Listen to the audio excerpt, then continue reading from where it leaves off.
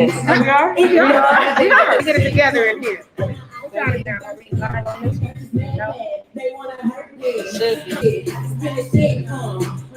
me go? There she goes. I'm about to be doing wardrobe check with my man. I got a few of them. I'm like, you better do that. This one is irritating.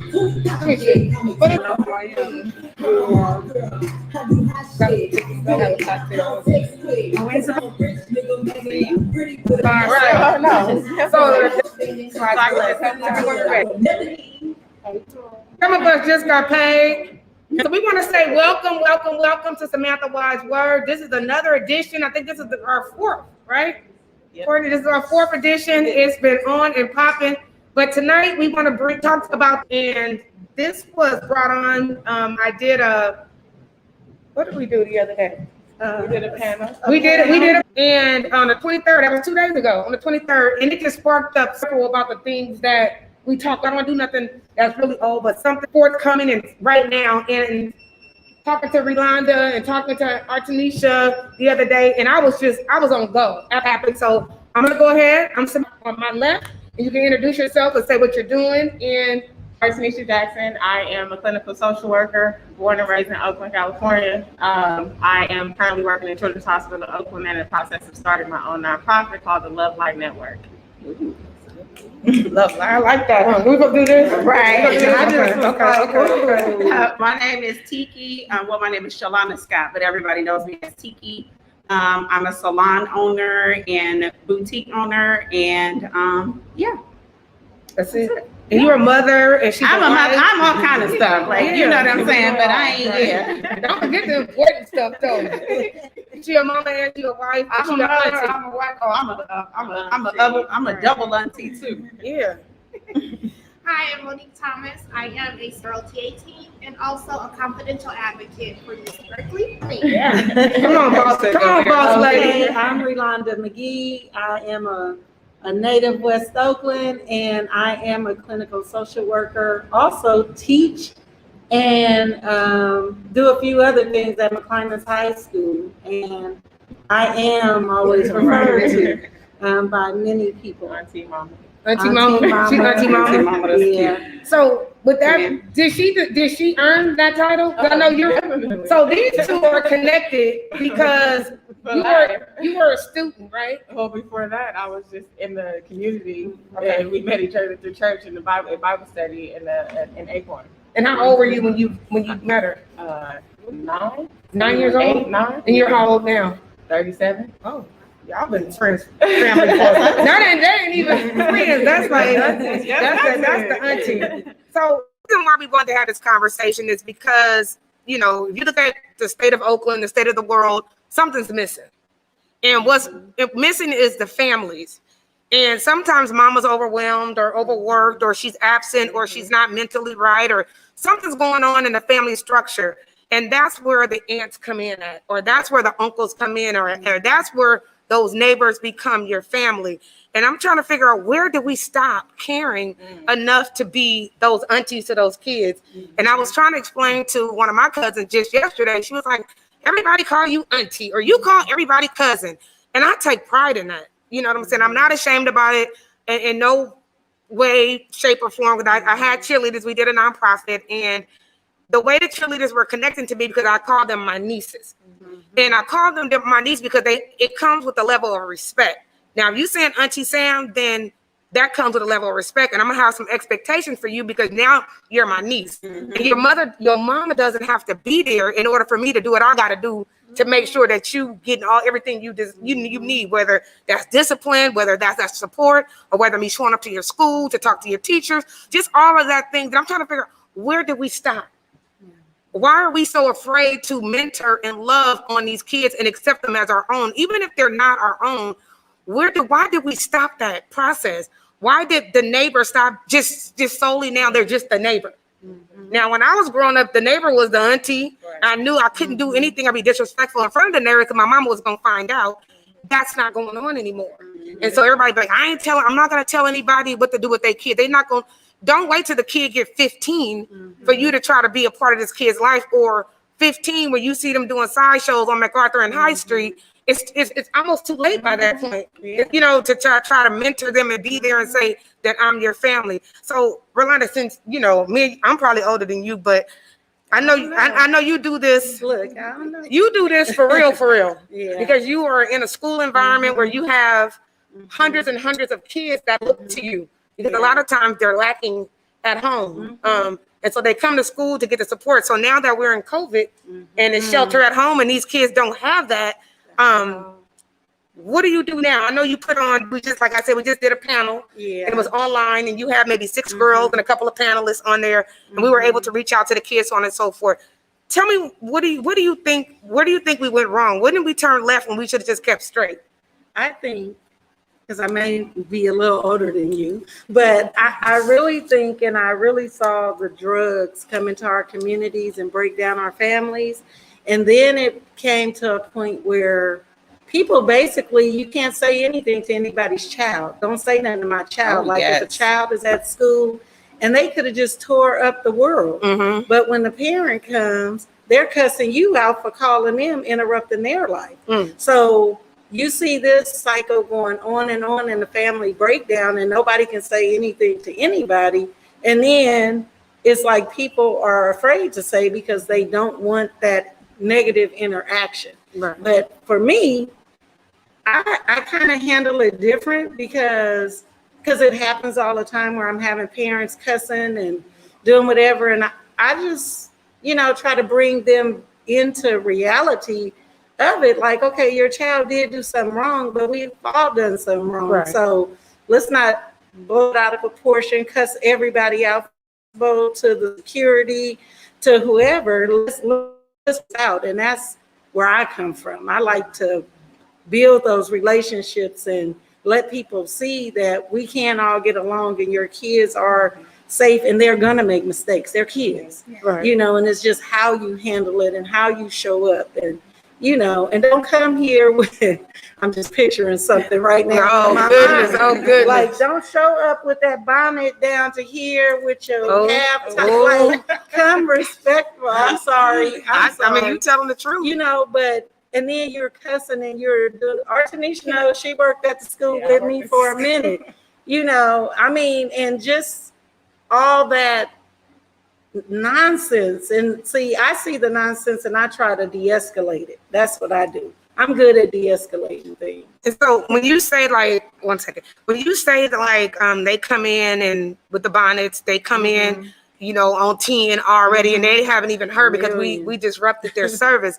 That comes because they weren't taken care of. No, and so now it's a cycle. And so I'm at home watching my stories. Now you're gonna call me and tell me little Nunu was at school acting a fool. So now I gotta stop what I'm doing, get up and come talk to you.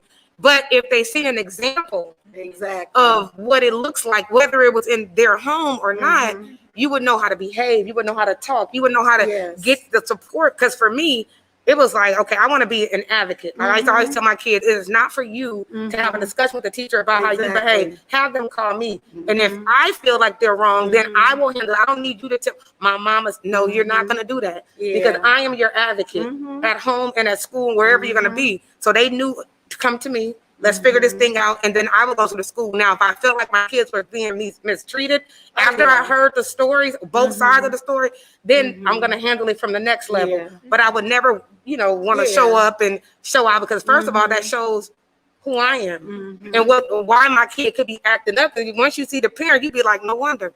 And that's what people do. Yeah. And most times the parent, like you said, like, they don't know no better. So it's up to people like me and other people in the school who build those relationships with them to show them a different way. You don't have to come curse and act a fool. You can actually come in here and sit down and have a discussion with somebody, and I'm right by your side. Yeah. And sometimes, I think sometimes too, though, some parents are really good parents. They're just mama bears. They're not used to having family. They're not used to having a lot of people support them. So they might not want you to say something, but they might still go home and discipline their kids and try to do the right thing, but they just don't want to hear nobody else say it. And that's because they're just not familiar with family in that kind of way. They don't understand that influences come far beyond mama and daddy. You know what I'm saying? Like it really does take a village. You know what I'm saying? Your mama and your daddy could be your favorite person in the world, but not the person that influenced you. Right. Yes. So if they're not the person that influenced you, you need to make sure that you're tapping into your village to make sure that you have that, because you can't be mama bear all the time, because mama don't know everything. Mama don't know how to take care of them kids. We just she learned doing. We just doing our best. You just become a mama, and you be like, okay, I want to do what's best for my kid, but how do you do that? Except if you have an example in front of you. And some people don't have an example in front of them to follow, so they just doing what they know best. I'm gonna feed you, I'm gonna clothe you, and that's all I got for you. Because that's all I know. And I know you had even that. But and just to go a little deeper, like just thinking about my family, like when I was growing up, like my mom's much older. She was always much older than all of my friends' moms. Like my friends' moms said, like when they was in their 30s, my mom was already like pushing 50. And so like I feel like I kind of grew up in a different generation, even though I'm only 37. Like I had my Medea, I had my grandmother. Like we had these matriarchs and these patriarchs in our family. And the family unit was like different. Like it was bred into us, like how important like family was. Like our cousins was our friends. Like that was our family. And so like now I feel like growing up, like we don't have that. These kids don't have like the Medeas. Like they're having kids younger and younger. And I'm not faulting, anybody who's having young, kids at a young age, but like they're having kids younger and younger, and then those values haven't been instilled. That respect haven't been instilled, and like you said, they don't have the example. They don't have that matriarch or that patriarch to look up to. I grew up without my dad, and a lot of these young girls are growing up without their fathers, and like there's so many layers and different things that are I think contributing to the fact that the village has broken down, and it's intentional. Right? It's intentional. Yeah, they did that to us, because they didn't want us to have. They didn't. They exactly. They didn't want us to have a family. Because the thing about it is when you start reading or watching these movies, and it was like you said, it was very intentional, because if we had the family unit and we had unity, could nobody stop us from doing whatever. And so we started to desire to look like somebody else, and that's where it broke down. Because I made it because I'm living in this neighborhood. No, so you left your neighborhood and your people, and you over here, but now what happens to those examples that the kids need to know that I'm still successful? I had to be successful and then leave. I'm still here. I still want to provide these examples for my community. So for me, it's like if I didn't get something from my mother, my mother had 9 sisters. And one of the aunties would always fill a void. So there was one, like if I was Malcolm X, Malcolm Sam, my auntie Christine was with me. Or if I wanted to go knock somebody out, then Auntie August was with me. If I needed somebody to like talk me off the ledge, like Black, you better than that, it would be my auntie, my auntie Eva. If I needed somebody to go stay with, I had Auntie Kathleen. So I had, get my hair braided, Auntie Judy. We need somebody to cook chicken, that's Auntie Yvonne. But she was the church lady. So I had all of that in my family, and whatever else, like I wanted to get outside of the community. There's the lady across the street from my grandmother's house, Eldora Robinson. She would come and take me. We just go take a trip, and we just go 3 hours, and we were in the country with chickens and all the stuff that I wouldn't have seen. But she was I called her mom, because that's how she made me feel. So why aren't we doing that, Monique? Why? Give me an example of how you are with your nieces and nephews. So how I am, well, let's see. So all of my family is kind of like spread out all over, right? But I used to work with young girls who were being trafficked. So like those are my nieces, right? And so what I allow them to be who they are. I allow them to show up as who they are, but I model to them who I am. That's all that we can do. All we can do is model.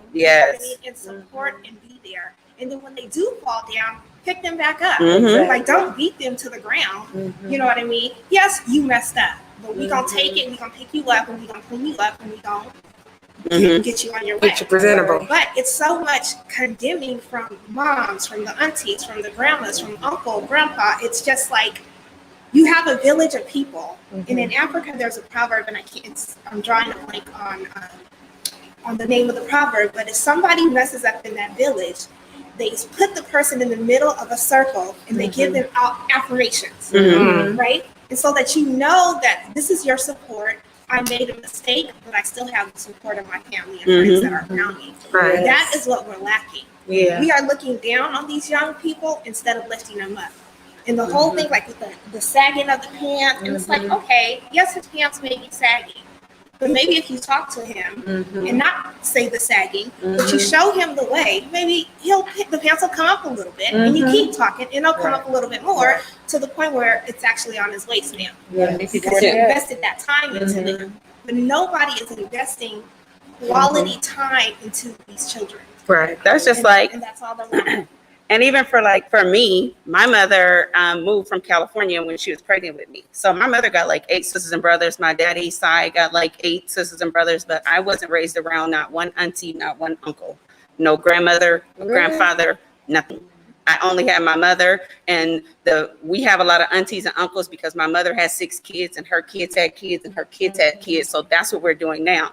So you either do 2 things. You either do what you know, or you do the opposite. And so for me, because I couldn't pick up the phone and be like, Auntie, or my mama couldn't pick up the phone and be like, hey, go pick up Tiki. There was never that. So for me, I use my village because I know that it's so important. You know what I'm saying?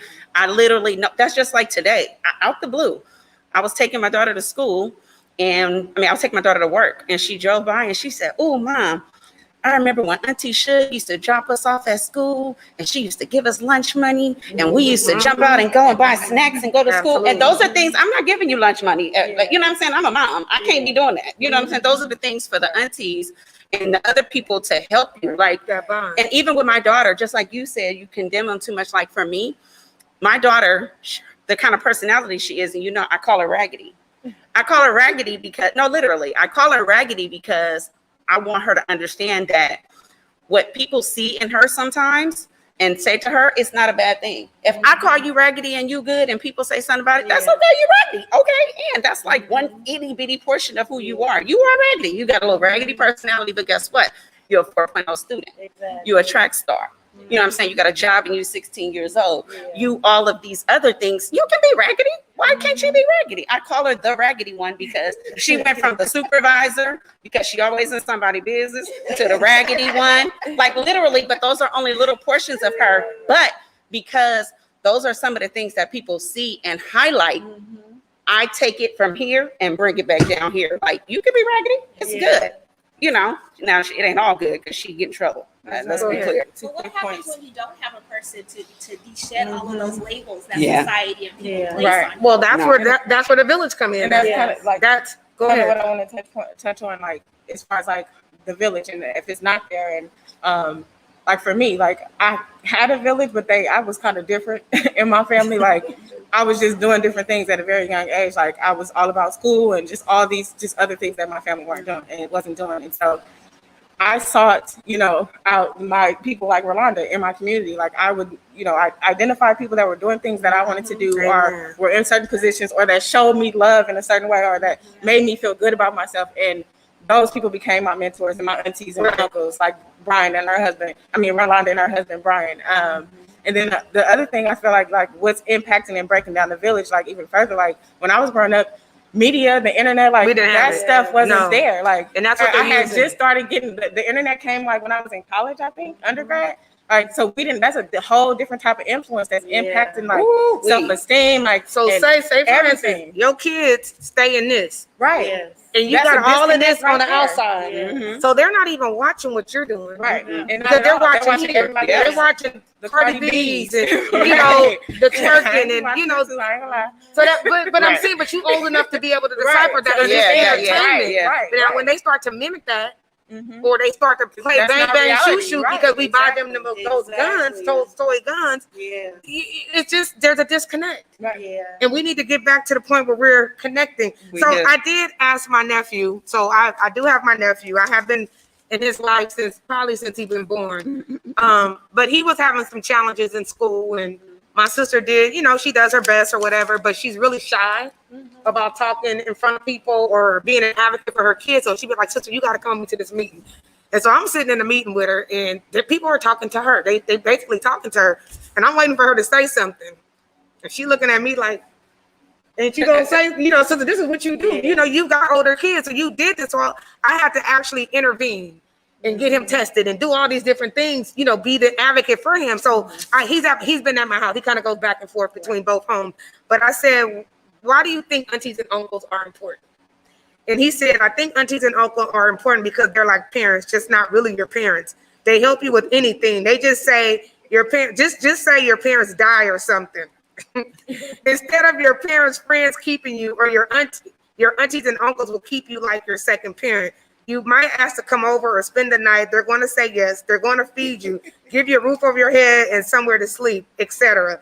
All I have to say is love your family members while you got them, because once they're gone, you're going to be in so much pain. So that was my nephew. You know, I had him write this today, and that's really, you know, what he says is true. But he didn't tell y'all the truth, because I mean, I'm one of those aunties. I would knock him out, because my auntie, she on here. Let me see what she said. The kids up. Yo, I knock him out, and then the mama, you know, and so I'm well-rounded. So Auntie August says, well, you know what? Auntie August said, they said I was mean auntie, but I wasn't taking no. She said SHIT. That's why y'all are what you are today, because I played a big part. Definitely, auntie. We were scared to have a school called Grandma House, because all the aunties would be at Grandma House. And so one of them pick up, I'd be like, oh God, we got to hang up with Auntie August over there. Right. Or Auntie Christine over there. They would put you in the straight headline.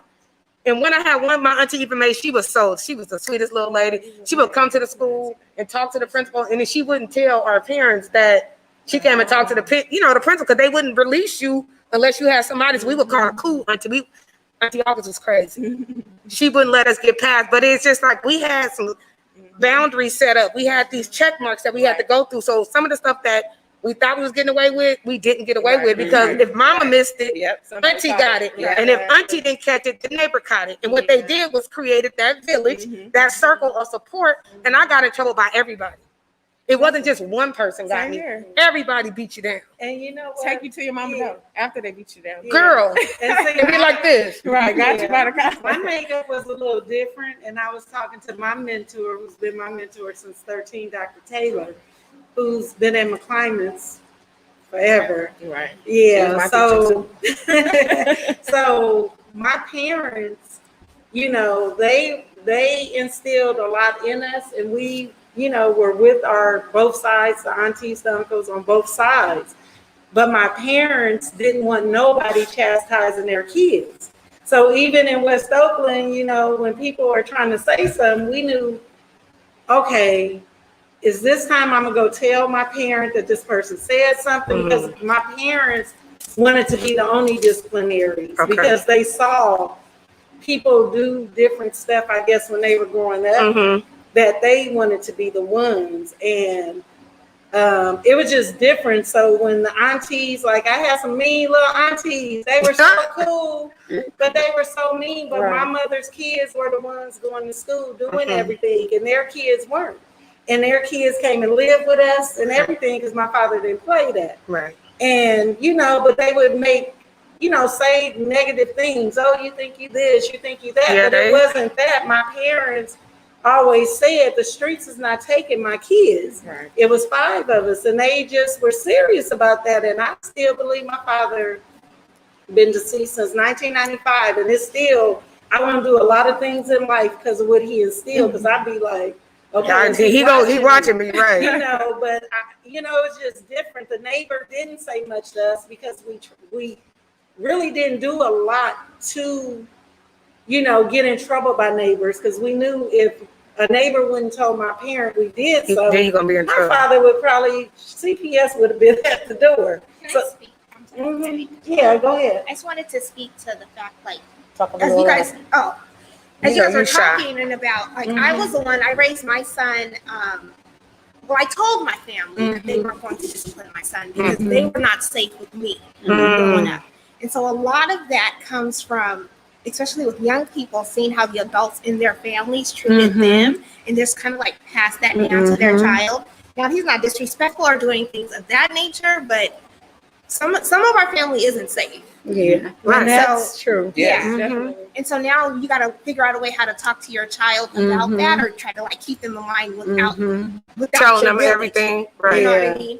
but yeah, a lot of that. But the village doesn't have to just be your family. I think that's the most important part right now. It needs to be outside the family, because it does need to be outside the family, and we need to stop what happens in this house stays in this house. Yes. Because then you're afraid to go to your neighbors, you're afraid to go to your friends because of the repercussions that you're going to get when you come back home. Yeah. So I just think when I was told what happens in this house stays in the house, it was basically grown people business. Yeah. So so for instance, if I'm telling my kid what happens in this house, it could me and Daddy just had we could have just had an argument, and you don't got to go tell Auntie Claudette that me and him just had an argument. Yeah. So that's not that you being abused or something like that. I think that's on a whole nother level. But when I said it, I was saying like, don't be telling me and Daddy's business. But I think where she's coming from, though, which makes sense, is because you're an adult. So you're saying what you mean and you mean what you say. That don't mean that the kids mean that. That don't mean the kids understand that. The kids are comprehending it in a totally different way. So it's almost like they're scared to say anything. They don't want to say stuff. I remember when my youngest, my oldest, she was more the kind of, mama bear type of kid. Like, so when she felt like there was problems in the house, she just didn't want to go nowhere. She wanted to always be home to just watch what's happening. You know what I'm saying? Make sure but she did know that she can go. And I always tell my kids all the time, I've always told them, if you feel like something uncomfortable going on up in here, you need to tell your grandmother. You need to go next to, to the next step. Because if anybody, just like you said, all the family members aren't safe. And it could end up being the daddy or the mama. It could be somebody. And so they need to know but you have to be taught that. You have to understand that for your kids. It feels and safe. be comfortable. It be safe. Yeah, and I think that's what another thing we have to do is provide safety for our kids and let them know that it is okay for you to tell me how you feel, but there's a way to tell me how you feel. And so, the auntie, I'm just gonna go back to that. The auntie does not have to be a relative. No. It can be somebody at the school. It can be, just make sure you as a parent, you check that, make sure that it is what it is. Because a lot of people are doing faulty things to our kids as well. So we got to also make sure. But at what point, and I know you said you were very active and you were very different from your family, and that's what made you seek out additional support. But Tiki, for you, did you seek out additional support, or were you the one that had to provide the support to other people? I never seeked out support. I think because I was number 5 of 6 kids, and I think it was only us. So it was just us. So because I was 5 of 6 kids, I was very mature in my mind. I wasn't really mature, but because I saw so much, I knew a lot more. I was a niece. I was an auntie at 13. You know what I'm saying? I was babysitting. I knew a lot of things. I got to learn mistakes from my older siblings. And so in my mind, I was much more mature than the average 12, 13, 14-year-old. So I didn't really seek out things because I always felt like I knew more, which I did, because of where I was placed in my life. But I also didn't have other aunties and stuff to show me what I didn't know. I only knew what I knew based on this little box. And it was literally a itty bitty, like there's a whole world and it's just us right here. You know what I'm saying? So I didn't seek out help in that kind of way. But I do tell my kids to all the time, because I understand now as a grown-up what I missed out on. You know what I'm saying? What I can't go back and get. I could get it now. I seek out now as grown people, but because you need it for life. But then I didn't seek out help in that kind of way, And you go ahead, babe. Go ahead. I was gonna say, I also think it's a result of like the people like that poured into me and that supported me. Like I try to be that. Like and so like when you said like we doing the auntie village, I'm like, I want to be auntie. Right. No, and I think and even at the end of our I want to do it. And even at the end of our panel the other day, and it's like when I kind of feel like not that I feel sorry, but it hurts my heart that everybody didn't have that type of support. And I'm like, oh my God, you didn't have no auntie? Or, like I took a trip a couple of months ago with a young lady. She's had cancer. Her mother passed away. She didn't feel really connected to anybody. And we sat there and we talked and we talked and we talked. And when I tell you we talked, and I was drunk crying, and she was rubbing she would end up consoling me just because I felt like, oh my God, how dare nobody not take her in and love on her and be there as a support. So now she's my niece. So she's my niece. And so everything that's behind me, she done hooked up. She didn't, Yeah, just I just want to be everything that I felt like I had. I want to share that. Anything that I felt like I was missing. So if I didn't get the support or I was crying for somebody to come to my basketball game, I make sure that I am at somebody's kid's basketball game. They text me like, Auntie, I'm graduating. They know I'm gonna be the loudest person with the whistle.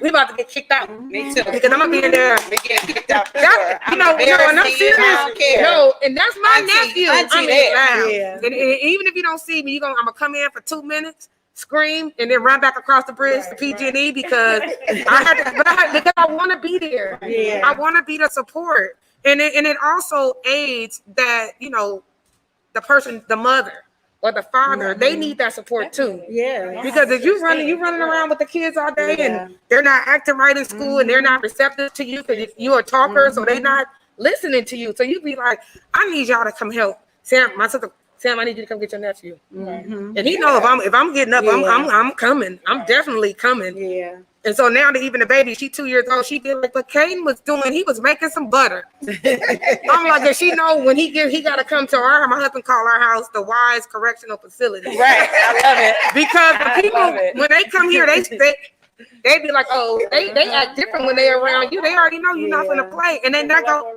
but you know what, that goes back because I had one of my little cousins, was living with my auntie was living with her father, one of my grandparents or whatever. And so when she moved, her son wanted to stay with my grandparents. He felt like he was helping him out. And plus the school was at the corner. And so he was starting to be rambunctious. So he was out, playing around in the street or whatever. And my grandfather, he called, he was like, Sambo, you gonna have to come get this boy. I'm like, get what boy? He was like, you got to take Cameron with you. I'm like, Grandpa, no. I mean, my son just went out to college. My oldest was going to college. And he was like, Sambo, he ain't coming in here on time. My auntie, she had, everybody was doing their own thing. But my grandfather reached out to me, and I think he respected my husband. My husband don't play when it comes to school and respect and all that. And I was like, okay, well, I guess if Grandpa said we got to take him. And when I tell you he was with us maybe for 3 years, that baby did a turnaround. And I'm not going to say it was just because of us. It's just that one time in his life, he either had a choice to go left or right. And my grandfather was like, he's not listening to me. So I want y'all to come and get him. And we went and got him. That baby had internships in San Francisco. He was, when I tell you he's a business owner right now, he ain't even 30 yet. He have a business right around the corner. He has his own products. I mean, he went to college in LA. I mean, he just a boss. When I tell you a real boss, but it takes, and it's okay to say that I don't know what to do. Right. Yes. Can you help me, Relonda? Yes. Can you help me, Monique? I don't know what to do with this boy. You had a son. What kind of program can I put him in? And I've threatened with the police. I've taken, Kaden down to the police department. And they got that little door. Remember how they used to have just had a little door down there. So we knocked on the door, and just so happened, a police officer came out. And so I'm winking like, can you put him in jail? And so I wanted him to be scared. He wasn't, I wasn't, and he was probably like about 7 or 8. I'm like, you want to go to the police? He was like, yep. And that just goes back. That goes back to just because they're the parents, that doesn't mean that that's their biggest influence. Right. You know what I'm saying? That's what it really goes down to. Because some kids, like I said, they really just their parents is not their influence. It's just not. They look at their auntie and be like, "Oh, I like that." You know what I'm saying? Or "Oh, I want to do that." So when you get in that position to think that, to feel like, okay, I'm in their care, I could be like this. It might help you want to do a turnaround, because it's all a decision. You know what I'm saying? It's all just a matter of I'm going to decide now. It's like, but what's going to make you decide to do that? And for me, I've taken care. And I was young. Like I said, I've had nieces and nephews since I was 13, 12. I want to say 6th grade. So 11, 12, whatever. You know how to whoop? But do I know how to whoop? Yeah. Girl. I am a well-rounded auntie. I am the fun auntie. I am the disciplinary. And they said that's what you tell need. you the truth. You know what I'm saying? I'm going to twerk with you. I'm going, rap with you. You know what I'm saying? When the music is on and the cuss words come on, they turn the music down and let me say the cuss word. Oh. We have fun. You know what I'm saying? But I discipline. But I also discipline. That is my main thing. I discipline not just my kids, anybody kids. My friend, my they daughter. can't come if I can't. When my daughter be on the phone with her friends, they know that I'm auntie. Right. You know what I'm saying? Whatever goes on, who you on the phone? What's going on over there? What's the, you know, that's just who I am. But those are your influence, and you have to know that sometimes strangers will be that for your kids, And that's okay. and that's because okay. because I want, for me, I always want to attach with something that was gonna get me to my goal.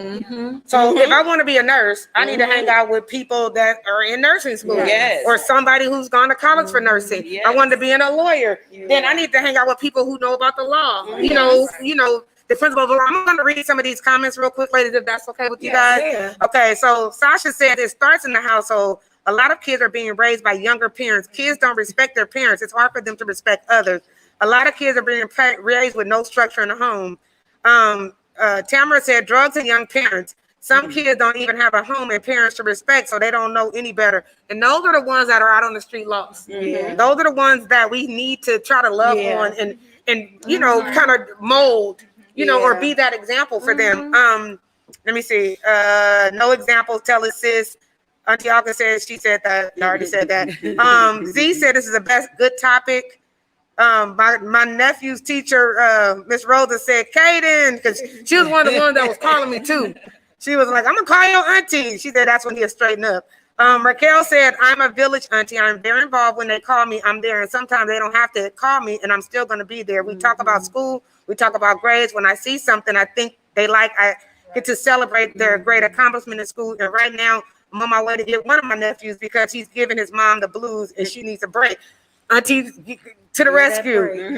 Miss Rosa said, you came a lot for Kaden, and so did Mr. Wise. Yes, definitely. He went to ACTS school, and so my husband just used to go pop up. So Lynn Marie said, great topic. Raquel says, my extended family, Auntie Chris was part of my village, plus all 3095, because our family is huge.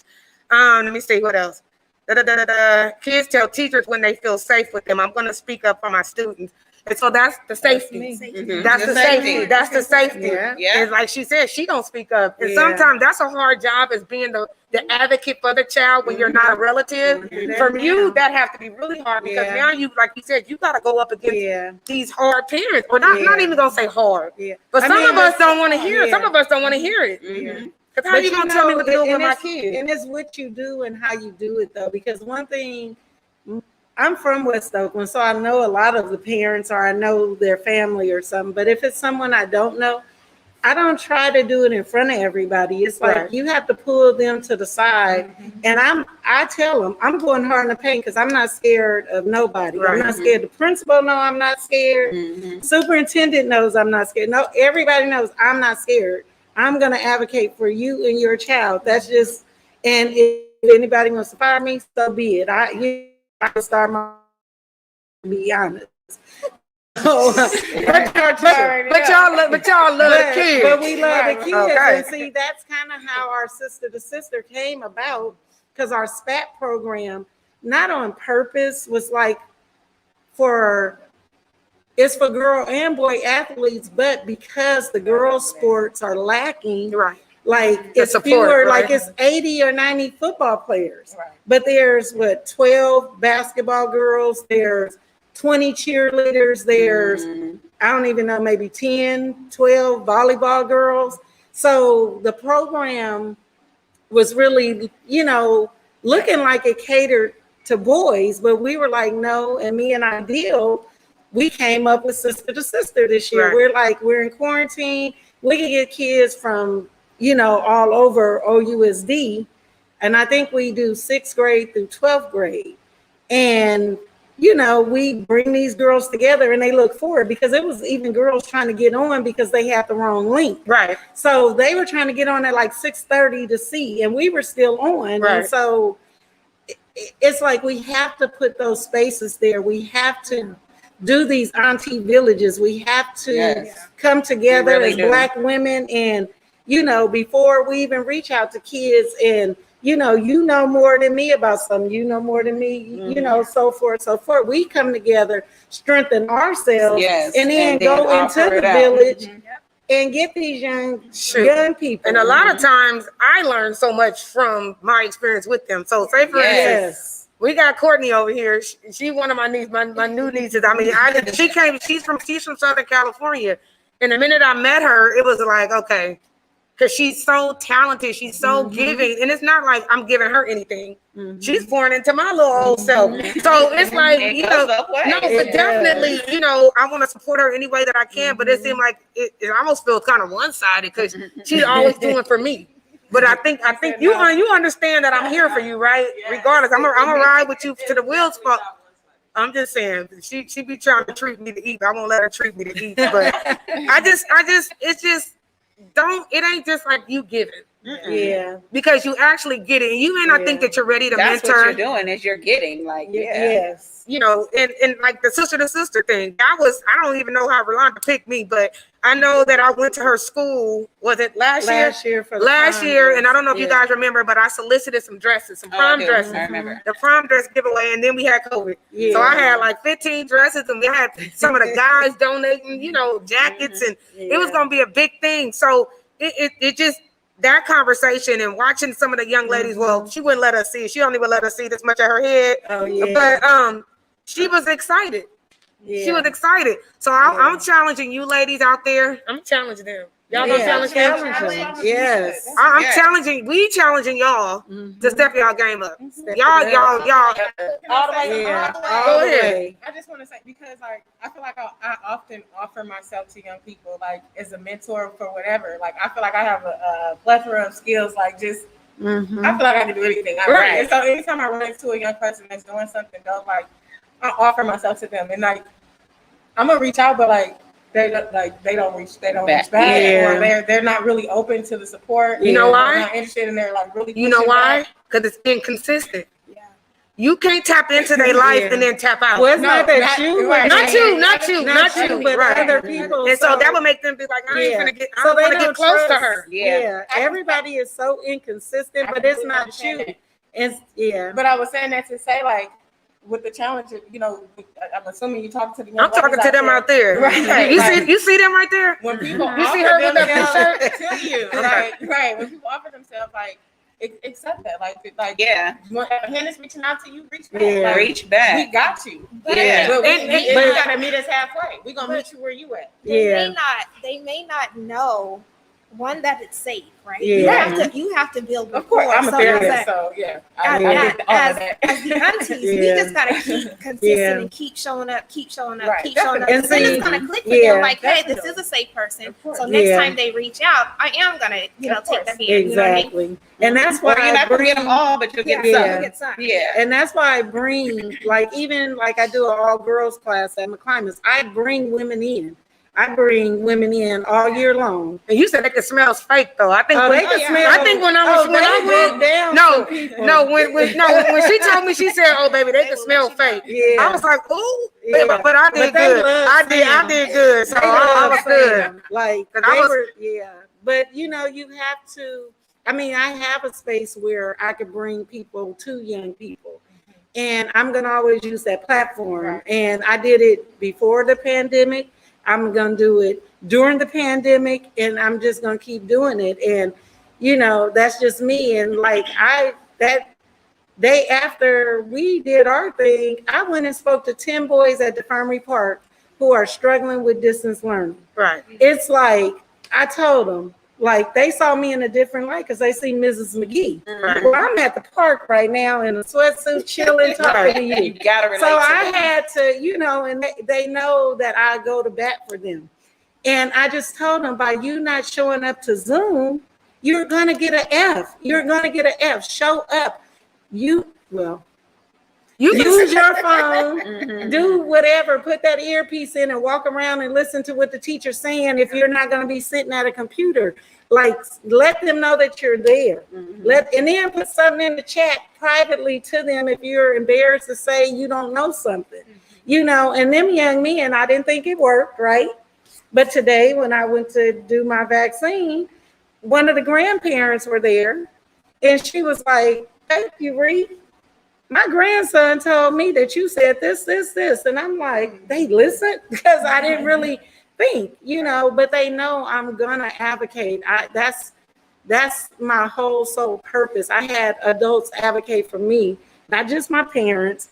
I had a village that advocated for me, and I'm gonna do that So I can't anymore. So And so Good job. what I also want to say to the parents that are watching this as well, it's okay for you to reach out, Yes. right? Right. It's okay for you to say, I'm lost.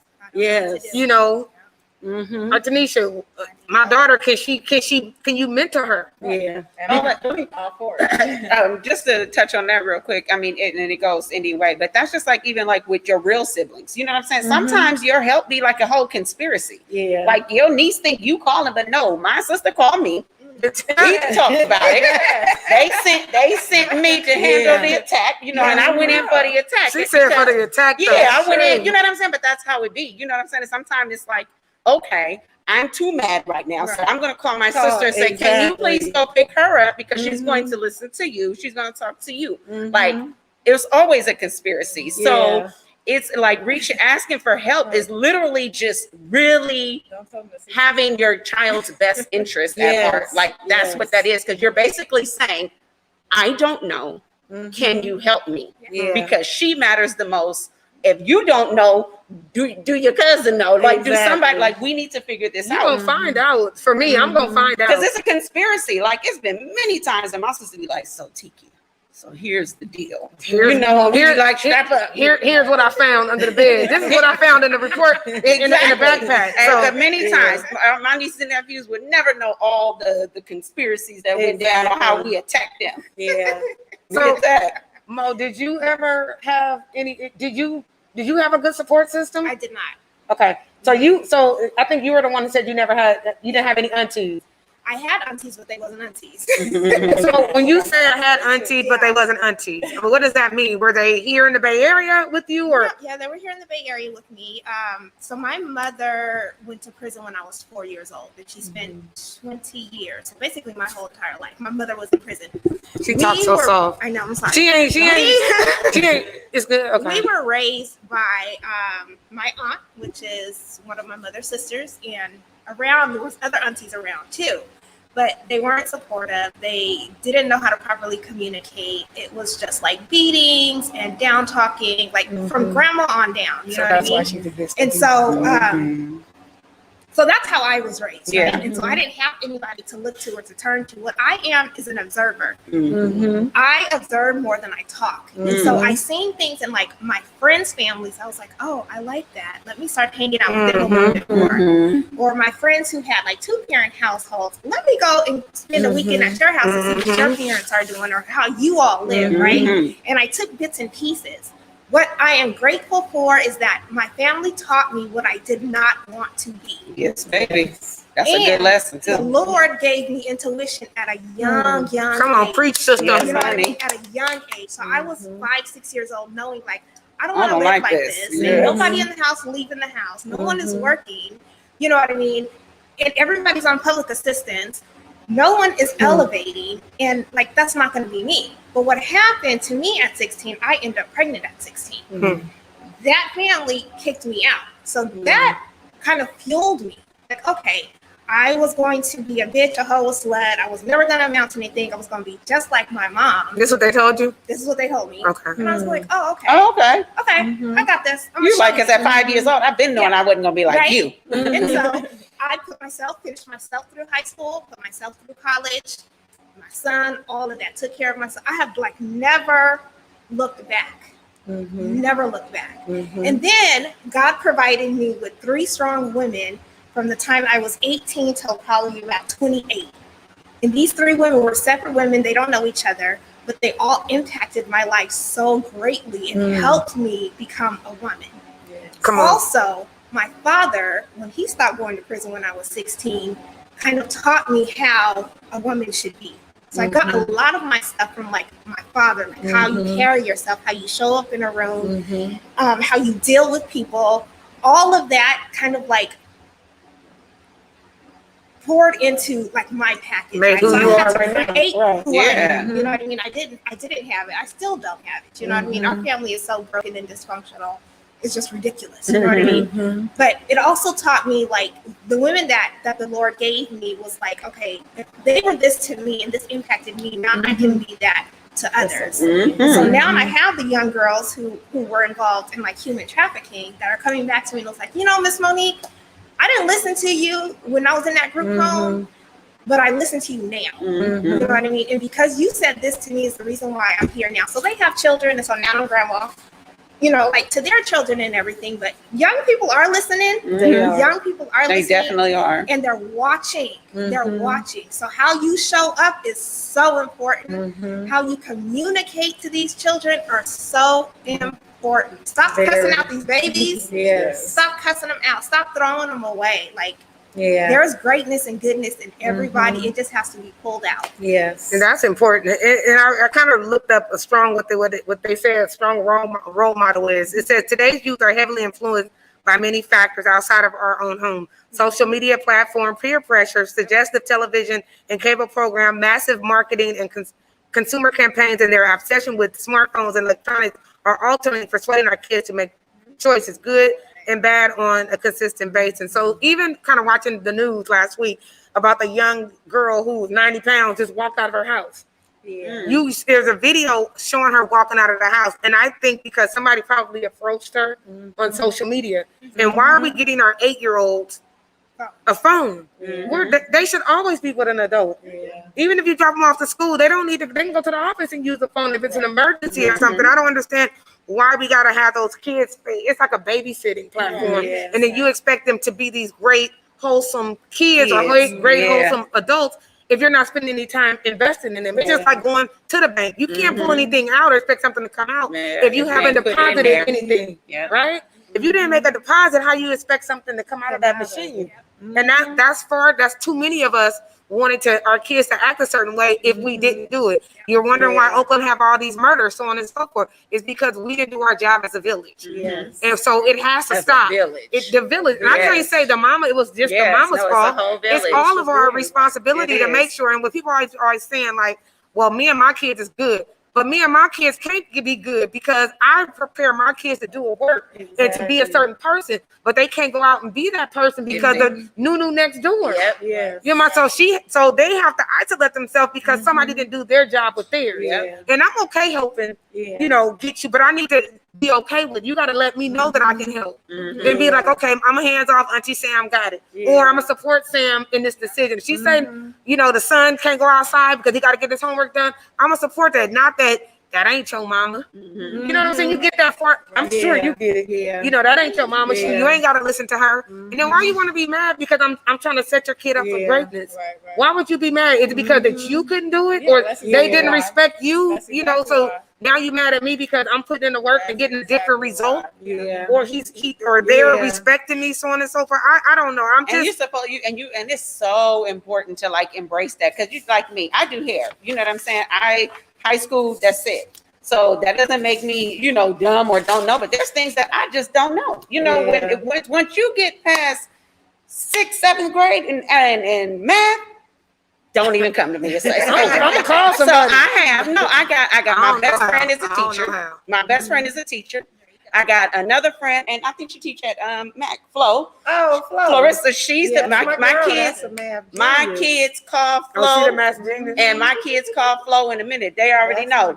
Math equal Flo or my best friend. You know what I'm saying? Like literally, you're not calling me. And my other friend, you know, she's a PA. So it's like, listen, you got all this whole village to figure out who you want to be and go up under, because it ain't gotta be me. You know what I'm saying? And don't look at me if that's not what you want to look at, because I'm gonna be the best that I can be, and I'm not gonna be ashamed of what it is that I give to you based on where I come from, because I know I'm giving what I got. But what I do got on top of what I got is everybody else. And you better use, and I use them all. And that's important. That's very important, because like I tell everybody, I don't know everything, but I guarantee you from my life, I have to connect to somebody that I could take you to and get you where you need to go. I mean, and me and my husband get all kind of calls, but we're like, oh, okay, your family need an attorney? Okay, he played football with somebody that's a DA or call your uncle, auntie. No, that's your uncle. Oh no, all my auntie Flo, auntie Keisha, everybody. They all, because that's really what it is. It's like they love you. Yeah. They are not these people. They are not this girl who knows math. That is Auntie such and such. That's the village. Go to them. That's the village. So I'm gonna read a couple of these messages. Okay. Monique, it looks like they're talking to you. They said that young woman has a wonderful testimony. Thanks for sharing your story. Raquel said yes, and they're watching is what we're really doing. Young people want guidance. They want love. They don't need them phones so early. I can't stand it. Adrian said speak, real talk. Raquel said pushing these kids to be grown too early. They think they cute.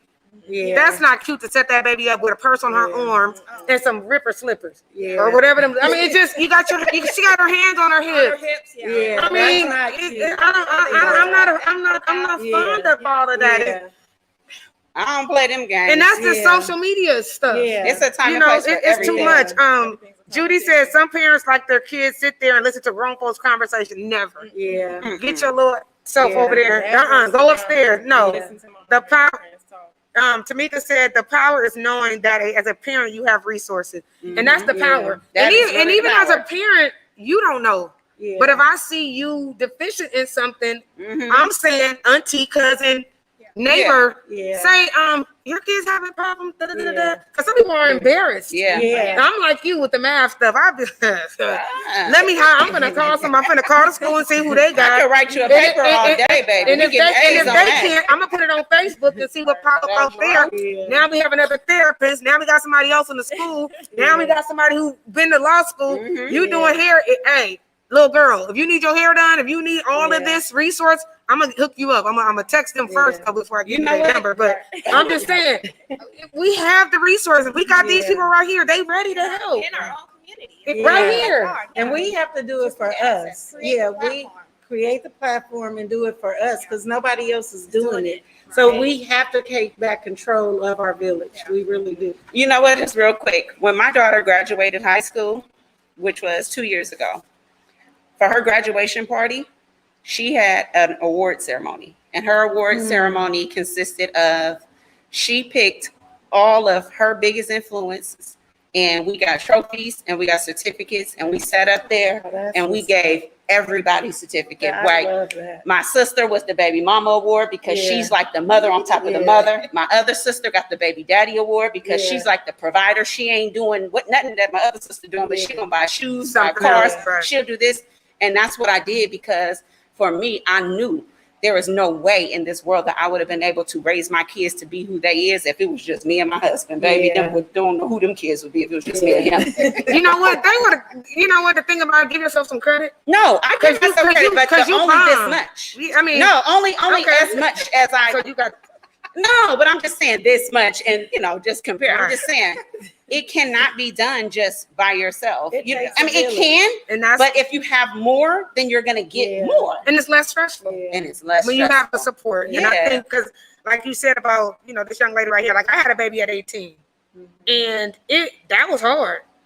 But I had aunties. Yeah. I was paying $20 a week for babysitting back then. That was long time. I'm telling my age now. But I'm just saying, it just took I'm with you on that. It would have been much harder. Yeah. But I think because my vision and my goals for my life, I would have made it. It just probably would have took a little longer, or the role would have been a little harder to do it. But to go back, like you said, people watch and they see or whatever. I remember my son; he had to be about 3 or 4. And he used to go to my grandmother's house in the morning. So grandpa was retired. So grandpa hung out. He would sit on the porch. And so all the retired people in the neighborhood would come sit on grandpa's porch. And so my son said to me, he said, all the ladies go to work, but all the men stay home. And so I'm like, damn, how are you 4 years old and think that? I mean, so he was very observant. So I had to sit him down and be like, son, grandpa worked his whole life, broke his back, working whatever. After you get to a certain age, you don't have to work no more. And he was just like, oh, but I had to keep, they gotta see. But just think if he would just sat there the whole time and not understanding that grandpa did have a job or somebody didn't explain that to him, he would think, okay, as a man or the young man coming up, that man, it's all for the women. It's all on the, like they said last week, it's all on the beat. No, I mean, no, that's not. But it just took me being able to show him something different, allowing him to be mentored by some of the men in the community, also my husband, also my brother, also, some of those other men that he didn't get to see on a regular to say, this is what I do for a living. I'm driving a garbage truck, or I work for here, or I work for the city of Oakland kind of thing. So they're very observant. But I need to say to you parents again, use us as your resources. If you need something, say something. If you feel like you're about to pass out because the kids is getting on your nerve, say something. Because there's far too many of us suffering alone. If you don't know algebra, call Flo. Somebody just said, your life out. Call me. I will get Flo number. I promise. Somebody said, "Where's the math?" Oh, Raquel said, "Who's the math connection?" I got you. Real. So she gonna get Flo's okay to give y'all her attention. Hold on. Okay, So Auntie Mater, hey Auntie Mater, that was another one of my aunties. That's my husband's auntie, but she's really my auntie. So, and then she poured a lot into me as well. Raquel said, "Thank you, ladies. This was a great conversation. I gotta go pick up my nephew." Bye, Raquel. Cousin Nicole said, "We need some support group for these young girls with babies because most of them are lost. I had a baby at 15. Thank God he saved me, but all aren't so lucky." And that's kind of like what I was saying. We're having babies, and we're still babies, and so there's a lot of stuff that we don't have access to. A lot of stuff we don't know. But it ain't even and just. one of my favorite sayings is I always say, and I tell this to my kids all the time, just based on what you said. I had kids, but my job is to raise an adult. Absolutely. That's what the job is. And you only got 18 years before the kids really feel like you can't tell me nothing. You got 18 years to raise an adult. You got things, you got resources and things to go out and seek to get that done. But it's not just the little kids I'm talking about. Now we're gonna flip the script. Oh yeah. Because you have a lot of millennials that because they didn't get those baby steps handed to them. You get 32 years old, you don't know that your credit is important. You don't know that you need a bank account. You don't know that you need to be saving money. You don't know that you need to be trying to buy a house before you go spend on a $70,000 car. And so that's all of which is the things that I'm trying to teach the kids. I mean, they're not kids. I keep getting corrected. They're your young adults. Because I'd be like, girl, don't get that. Or little girl, they be like, don't be calling me no little. No, not my cousins tell me don't call them little girls, but they think they're grown.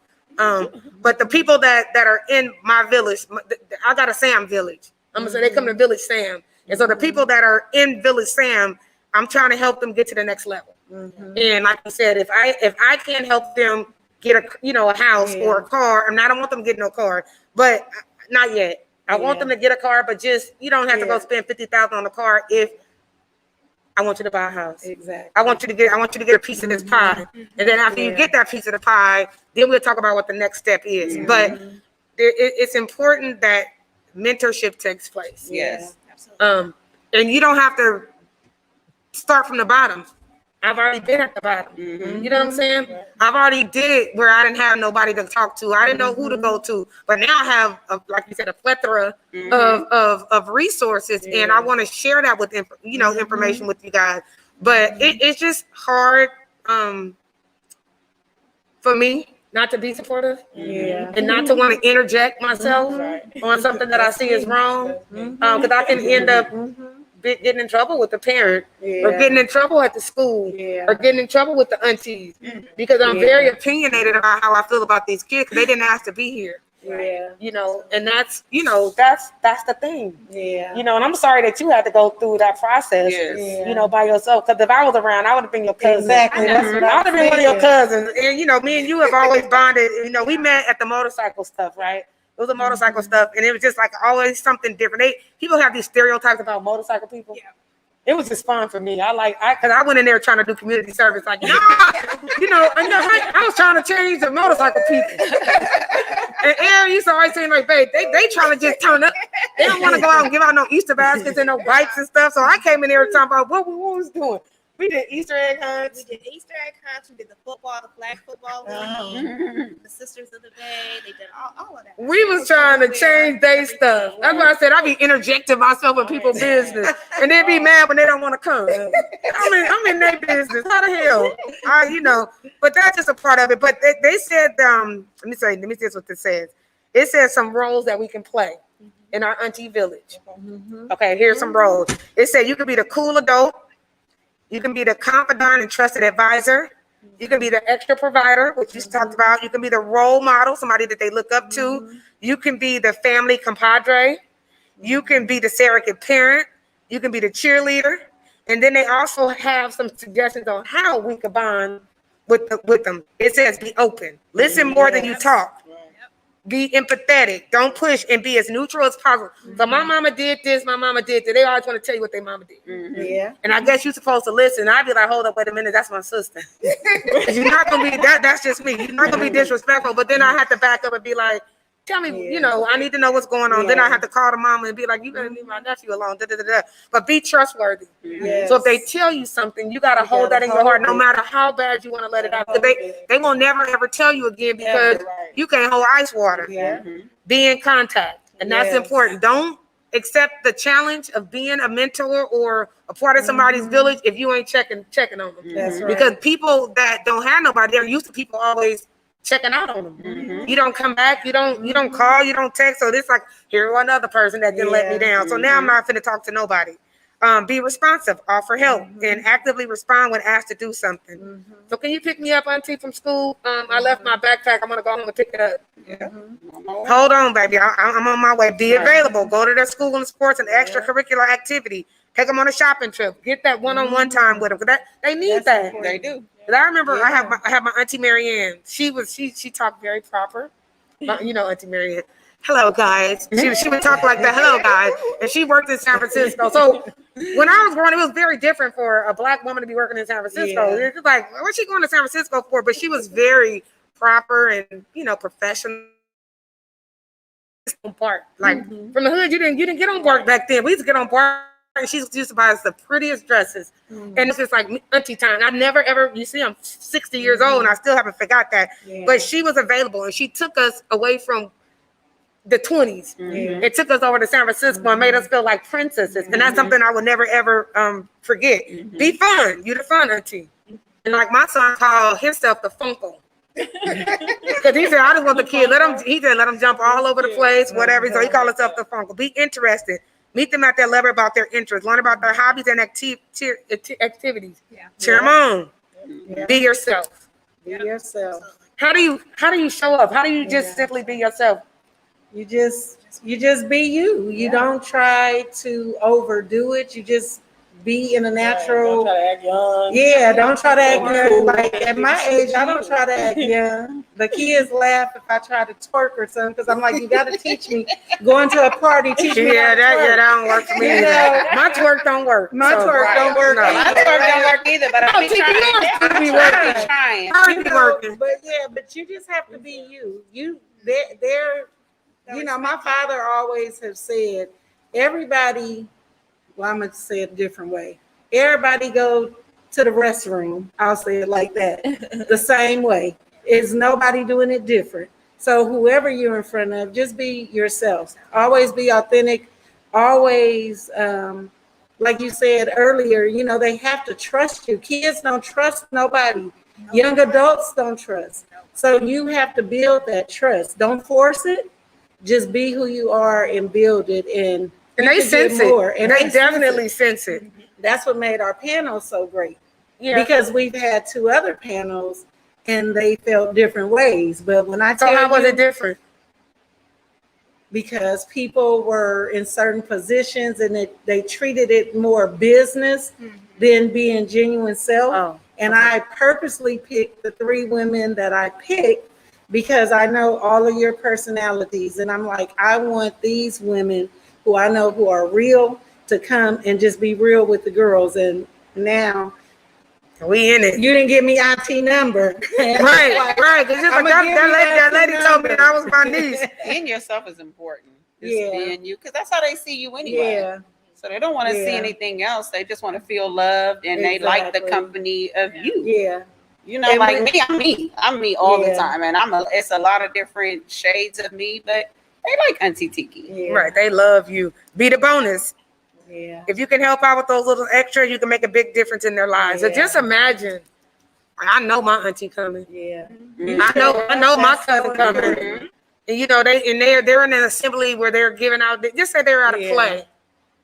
and nobody's there, or just the mama there, because mama's always gonna be sitting in the middle. And then you hear your auntie, or you see your auntie or your uncle or whatever, and you just start to light up. You light up so much you skip your line. Because you be lit. Be the receiver. It said be the receiver. Let them have the confidence booster in front of helping you with things too. Listen to their advice. It's a reciprocal relationship. Yes. That is so important. Oh, and then when they grow up, you get so much back from your, like you're teaching them to be the aunties and the uncles, like literally. That's true. I love that. Like, and you always need like a young person and an older person in your life. Like you cannot just have like you need to stay fresh and new, just like how you have, the young people that help you. I like, love them young people. Yeah, like my nieces and nephews, they really like. I look at them and be like, they the aunties and uncles now. And they super smart. I'm the double auntie. Yeah, that's No, they're super smart. And the thing about it, there is some people take a negative kind of condensation of being auntie. They don't want to be called auntie. Yeah. I heard Oprah Winfrey said that nobody better not call her auntie. Mary J. Blige said she don't want nobody calling her auntie. And the lady Ava DuVernay doesn't want anybody calling her auntie. Oh, wow. Because they said that it's like, I don't know how they can relate that to the slave day. I think that's the breakdown. We want to be something different than what it is. It's like, I don't want to be auntie because I ain't that old. Yeah. Come on. It don't have to. Go ahead. It's not associated with that. But I'm just. I was an auntie. I was at 12. But they don't. Somebody doing it. Someone put on my Facebook page earlier. Well, for me, it's respect and adoration. Yeah. And so, like I said, I take that seriously. When you say I'm your auntie, that means I can tell you what's right and wrong with a level of respect, and you're gonna just setting nod. the tone. You're gonna nod your head and be like, "Yes, that's my auntie." So I gotta listen to her. And I think I told you guys a story earlier about me going to West Oakland or to a motorcycle event or something. And I'm the old. I felt like I was an old lady at the motorcycle event, and so some girls was bumping into me or whatever. And because I had picked up so many nieces and nephews at the motorcycle event because I'm the old lady, they jumped in front of me. Yeah, like no, you ain't with my auntie. Right. It was Strawbeezy in there, and she was like, no. Y'all not for the fool with my auntie. Like, because it was a level of respect. So y'all can call me auntie all day. And I ain't no aunt your mama. That I don't know if that's what they were kind of referring to or whatever. I am auntie. I was just at my niece's birthday. She just had a 30th birthday party. And I was auntie all over the place. Auntie Tiki, where did this at? Auntie Tiki, where did I was auntie from this way, that way. One of them is, they call me twin auntie because it's like we can kind of see the similarities, even though our ages are different. It's like we're a lot alike. Like I was like that, and we can kind of still keep up with each other because I'm that auntie. Right. It's like so. Okay, I'm gonna see if I can read some of this on here. I can't see that good. Okay, which one is this? That one? Okay. Oh, okay.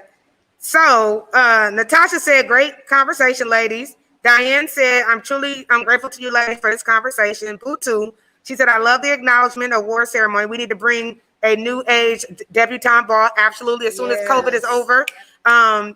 Somebody said, I love this. And then Butu said, auntie is a term of endearment that Asians use to address every woman that's in a higher generation. Also, it's not just the Asian. You have the Canadians, you have the Indians, and they still got that culture, but we're the only ones, and we're in so much danger. We want to get rid of it. Right. You want to get rid of the term auntie and the role that the aunties play, because, okay, and another thing, okay, and let me just go on the read, it is obvious, look, that's a whole nother podcast. It is obvious why the Black community as a whole would try to embrace this woman, auntie, as a symbol of strength. Because she is. She's the auntie is a connector. They connect all the dots. Because wherever I'm deficient. I lost my favorite auntie a year ago. And whenever I couldn't get through to my mom, like she was the person that I talked to. See? And she helped me to understand my mom a lot. And they know. Ain't even my blood auntie. It's one of my mama's best friends. But she knew your mother. She knew your mother. Right. And I couldn't even tell my aunties on she could be like, your mama just crazy. But that's my sister. So you couldn't really do it, but then they would, if they felt like I was missing out on something, they would definitely slip me something or be like, Black, you good, or talk to my mama like, don't be treating my niece like that. And the only person that could stand up to your mother was your grandmother or her sister. Yeah. You know, Or her those were the sister. other ones. Yeah, Because yeah. I'm gonna be I'm checking my sisters if I feel like they did something wrong to my niece and nephew. Yeah. And so the niece and nephew would call you, be like, Yeah. Auntie, mama, hold on, babe, I'm gonna cash out you right now. I got you. But it says a strong woman would always have been a staple of survival within the African American community. When Black men have been unable to fulfill a leadership role, whether it was because they would, or could not due to social circumstances, Black women held their families and community together. At a time when Black children, boys, and girls are at such a high risk, our village can use as many aunties as possible. So let's get back to being an auntie. Let's get back to creating our tribe. Yes. Let's get back to being a support system for one another. There's no way a baby is in need of a diaper in our community. There's no way a baby should need milk in our community. true. It's too much. It's too many of us. Yeah, I'm only laughing because I just, they have free diaper giveaways, but we don't go get them. Because nobody told us that it existed. I didn't know.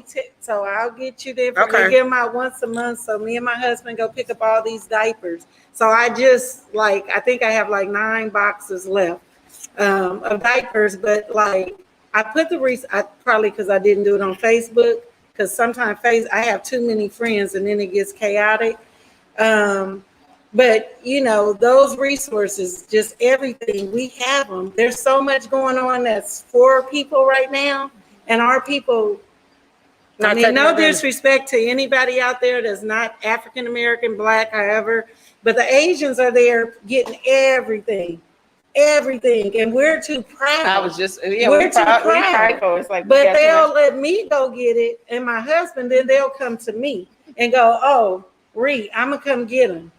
Or they'll send somebody to get them. Do you think it's the laziness of having to stand in the line?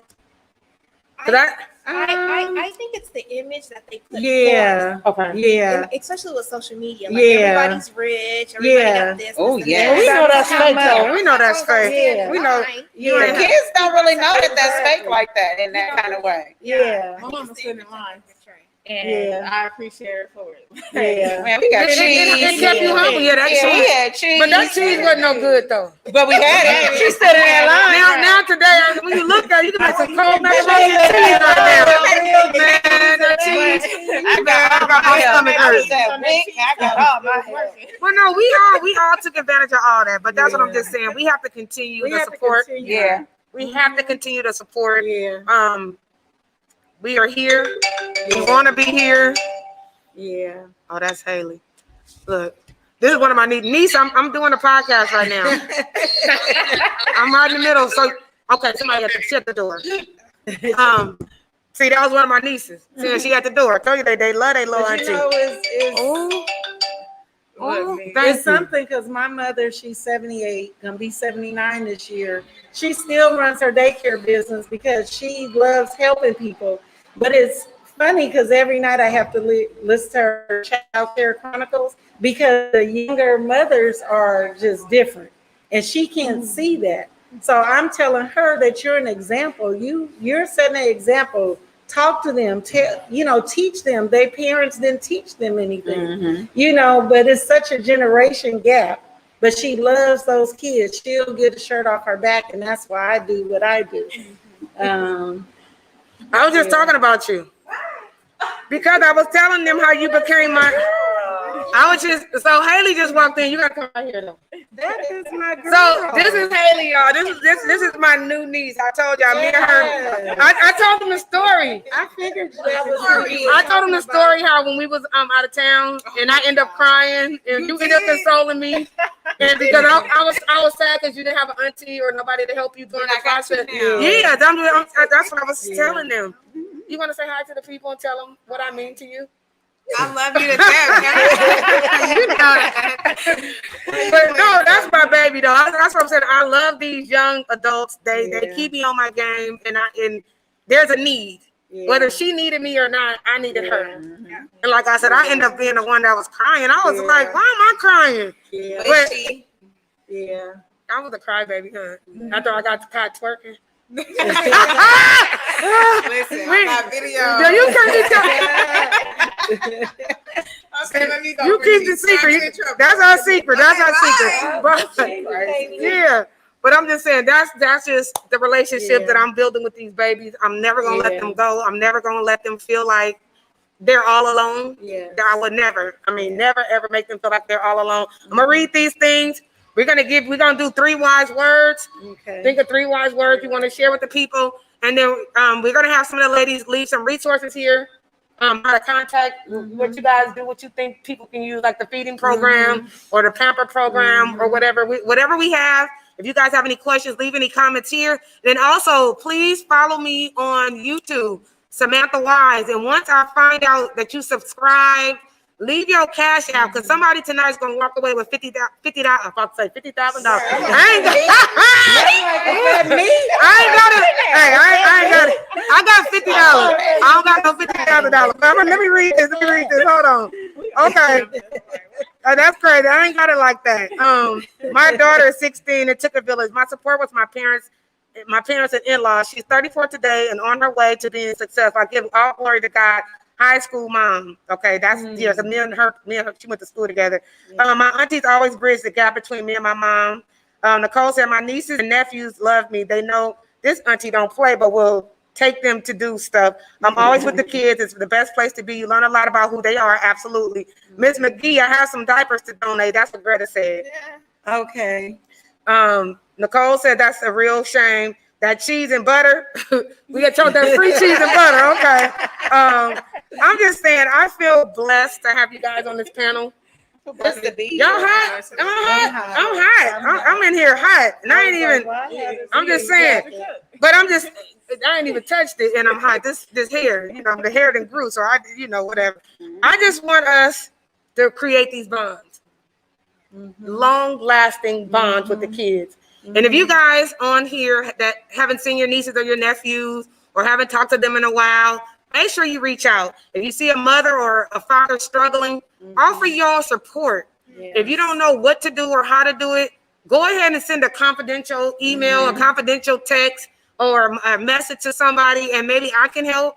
We have therapists, we have school principals, we have everything you need. We have it right here in our communities. Yes. And if I can't find somebody, she can. And if she can't find somebody, she can. And I ain't even got to mention your name. I don't even have to tell them all your business, but just that it's a 911. One of our babies needs some help. Yeah. And instead of us running from our kids, we should be running to them. That's right. So as of this day, I'm gonna ask you guys to stop running from our kids. Yes. Instead, we gotta run to offer them some support. And so today, I want you to write this down. I will help a child. I will help a child. And it don't matter if it's a 40-year-old child. That's right. Right. Some of us, I mean, there is a 40-year-old child, but just be an example. Live it, but you got to live it first. Because ain't nobody going to take no information from you if you're not being the right type of an example. I can't tell you what to do if I'm not doing it myself. That's right. So make sure you lead. So I'm going to go ahead and let you go by saying some ending words and then 3 wise words. Yep. My 3 wise words is honor, love, and respect. Honor yourself, love yourself, respect yourself. You can do those 3 things for yourself. You can do them with other people. Yes. Mine is ask for help. Like, really, you have to be open to, if you don't listen, you don't learn. Like, you have to be able to ask for help because nobody can read your mind. There's so many people willing to help you if you ask, if you're willing to ask. Yeah. Mine is be open, listen, and be still. Open, listen, and be still. Okay. And mine are empower the village.